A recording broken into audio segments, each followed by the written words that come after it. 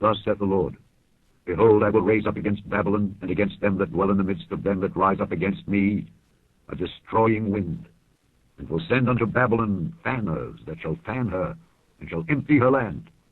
For in the day of trouble they shall be against her round about. Against him that bendeth let the archer bend his bow, and against him that lifteth himself up in his brigandine. And spare ye not her young men, destroy ye utterly all her host. Thus the slain shall fall in the land of the Chaldeans, and they that are thrust through in her streets.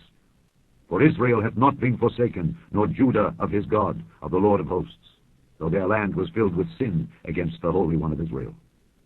Flee out of the midst of Babylon, and deliver every man his soul. Be not cut off in her iniquity, for this is the time of the Lord's vengeance. He will render unto her a recompense. Babylon hath been a golden cup in the Lord's hand, that made all the earth drunken. The nations have drunken of her wine, therefore the nations are mad. Babylon is suddenly fallen and destroyed. Howl for her, take balm for her pain, if so be she may be healed. Because ye were glad, because ye rejoiced, O ye destroyers of mine heritage, because ye are grown fat as the heifer at grass, and bellow as bulls, your mother shall be sore confounded. She that bare you shall be ashamed. Behold, the hindermost of the nations shall be a wilderness, a dry land, and a desert. Because of the wrath of the Lord it shall not be inhabited, but it shall be wholly desolate. Every one that goeth by Babylon shall be astonished, and hiss at all her plagues. Put yourselves in array against Babylon round about. All ye that bend the bow, shoot at her, spare no arrows, for she hath sinned against the Lord. Shout against her round about.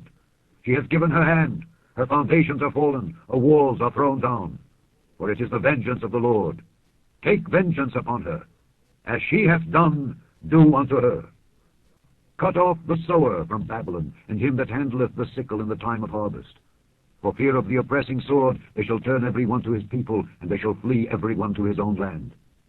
Now go, write it before them in a table, and note it in a book, that it may be for the time to come, forever and ever. That this is a rebellious people, lying children, children that will not hear the law of the Lord, which say to the seers, See not, and to the prophets, Prophesy not unto us right things, speak unto us smooth things, prophesy deceits. Get you out of the way, turn aside out of the path, cause the Holy One of Israel to cease from before us.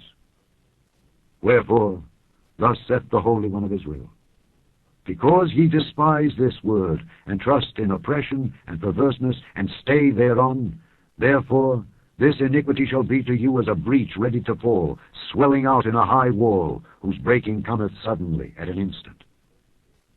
And he shall break it, as the breaking of the potter's vessel that is broken in pieces. He shall not spare, so that there shall not be found in the bursting of it a sherd to take fire from the hearth, or to take water withal out of the pit.